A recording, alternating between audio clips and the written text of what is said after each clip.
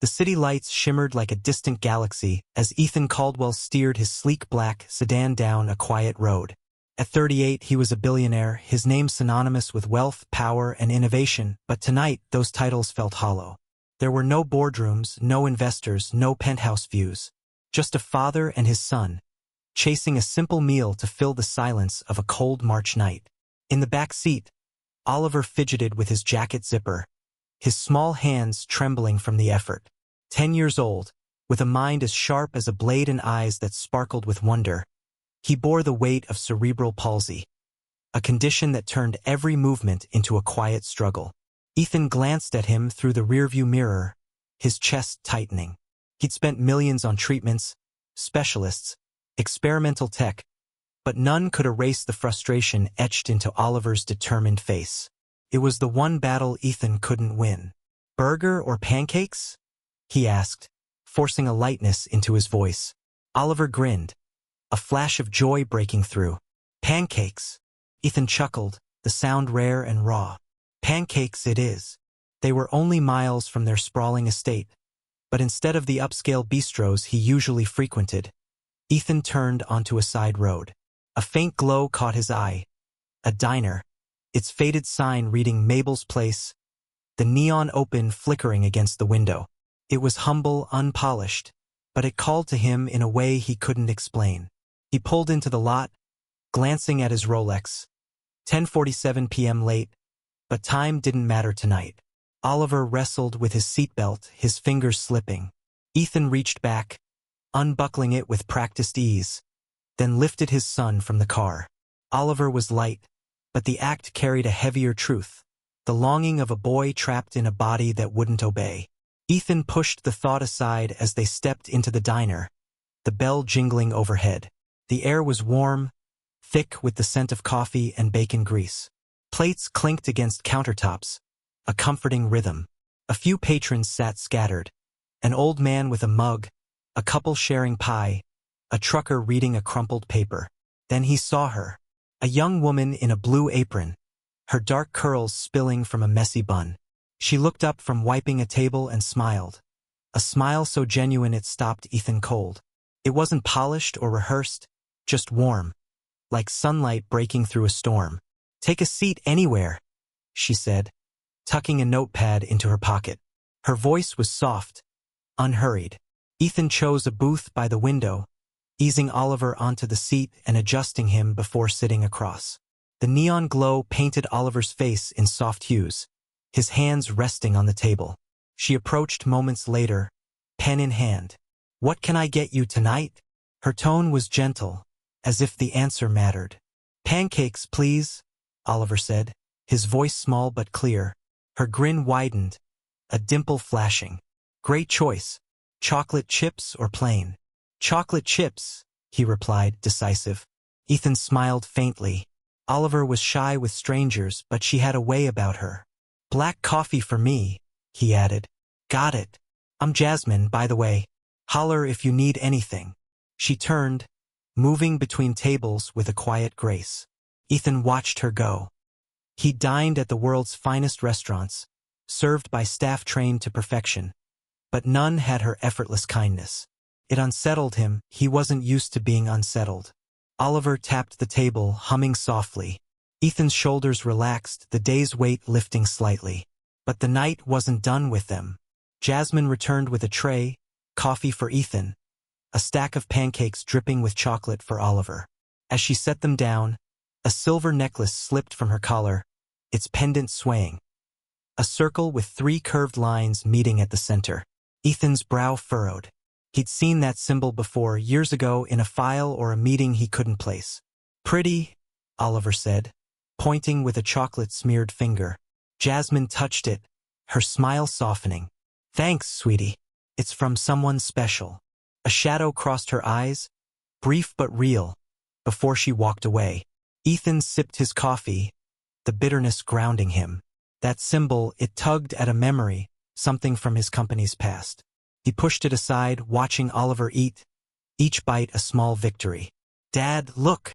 Oliver's voice broke his thoughts, his finger jabbing at the window. Ethan turned, and his breath caught. Outside, Under a dim streetlight, a man stood motionless, staring into the diner. Tall, in a long black coat, his face shadowed, but around his neck gleamed a necklace identical to Jasmine's, the symbol catching the light. "Who's that?" Oliver asked, curious. Ethan's pulse quickened. He glanced at Jasmine, now behind the counter, oblivious. "I don't know," he said, voice low. "Stay here." He stood, moving toward the door, instincts honed from years of high-stakes deals kicking in. The man didn't flinch as Ethan stepped outside, the cold biting his skin. "Who are you?" Ethan demanded, keeping his distance. The man's voice was gravelly, calm. "Someone who knows her." He nodded toward the diner. "And you've got something I need." "I don't know what you're talking about," Ethan said, but the symbol flashed in his mind. A project, long buried, from Caldwell Enterprises. "You will." The man turned, vanishing into the dark. Ethan returned inside, unsettled. Jasmine approached, concern in her eyes. "Everything okay?" He hesitated. "That man outside, he had your necklace." Her face paled, hands trembling as she clutched the pendant. "What did he say?" "He knows you. Said I have something he needs." Jasmine swallowed, glancing at Oliver, then back at Ethan. "We need to talk." "Not here." She led them to a back room, a cramped space with a folding table and a flickering bulb. Oliver sat quietly, sensing the shift. "I didn't want this to follow me," Jasmine began, voice shaking. "That symbol, it's from a group I used to work for. A medical project, experimental. They promise cures, disabilities, diseases, but it went wrong. Greed took over. I left, but they've been hunting me since." Ethan's mind raced. Caldwell Enterprises funded something like that years ago. It shut down after a scandal. "I thought it was dead." "It's not," she said. "They think I have data, proof of what they did. And if you're tied to it, they'll come for you too." "For what?" Ethan pressed. "A prototype," she whispered. "A device to help people like him." She nodded at Oliver. "It worked, until they twisted it for profit." Ethan's stomach dropped. Oliver looked up, eyes wide. "Can it fix me?" Jasmine knelt beside him. "It could've, but it's dangerous now. They've corrupted it." The door burst open, the man from outside stepping in, flanked by two others. "Enough talking," he growled. "The data, Jasmine. Now." Ethan stepped forward, shielding Oliver. "Leave her alone." The man, Daniel, Jasmine later called him, smirked. "You don't know what you're protecting, Caldwell. That tech could have saved your son. Instead, your company buried it." Ethan's fists clenched. "If it's mine, I'll deal with it." "Not you." Daniel lunged, but Jasmine moved faster, grabbing a metal tray and slamming it into his head. He staggered, giving Ethan time to scoop Oliver and run, Jasmine behind them. They piled into the sedan, tires screeching as Ethan floored it. "Where are we going?" Jasmine gasped. "My office," Ethan said. "If there's a prototype, it's in the vault." The drive was tense, Oliver clutching Jasmine's hand. At Caldwell Enterprises, Ethan used his keycard, leading them to a basement vault. Inside, amid files and relics, sat a sleek device, a neural enhancer designed to bypass damaged pathways. Ethan's heart sank. It was real, and his company had abandoned it. "They'll find us," Jasmine warned. "Then we end this," Ethan said. He called his security team, then his lawyers, piecing together the truth. A rogue division had sabotaged the project, faking its failure for profit. The data Jasmine carried, stolen records, proved it. Hours later, Daniel and his men arrived, but so did Ethan's team. A standoff ensued, ending with Daniel in cuffs, the truth exposed. The project's remnants were seized, its corruption laid bare. Days later, Ethan sat with Oliver at Mabel's place, the diner quiet. Jasmine brought pancakes, her smile tentative but real. "Thank you," Ethan said.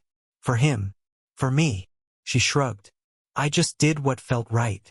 Oliver grinned, chocolate on his chin. "You're the richest person here." Jasmine laughed, and Ethan realized it was true. His billions meant nothing next to her heart. The prototype was gone, but in that moment, he felt richer than ever.